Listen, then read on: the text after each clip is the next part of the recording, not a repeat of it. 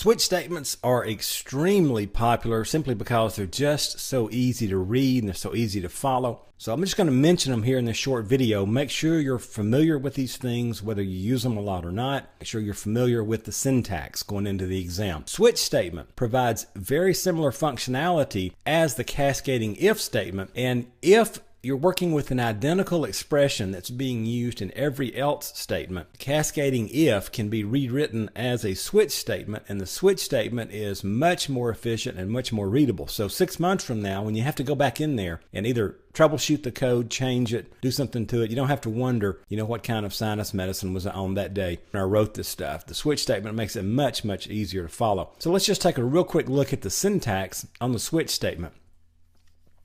Notice it's very straightforward. Here's a little example. We will set some sort of variable. We set an integer here called case_switch equal to 1. And then we just call the switch keyword. And then in parentheses, we put what we're evaluating. So case_switch. We know right now it has a value of 1. And so case_1 colon, and we're going to put the code that we want to execute.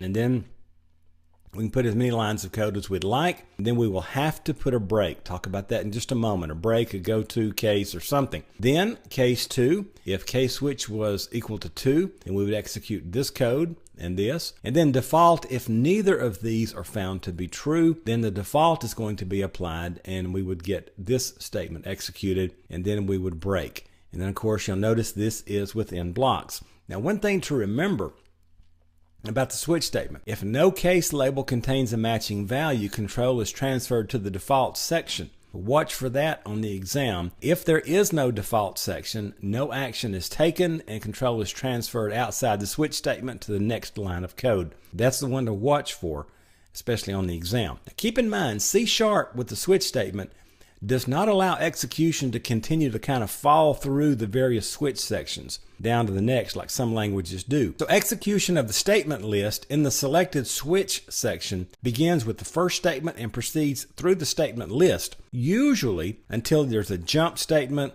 like a break, a go-to case, return, or throw is used to transfer control outside the switch statement or to another case label. And if you try to just let it fall through, you're going to have problems and it won't compile up and run right. So anyway, switch, just watch in C#. It will not fall through to the next one. You'll have to put some breaks and so forth out there. So that's the switch statement. Pretty straightforward.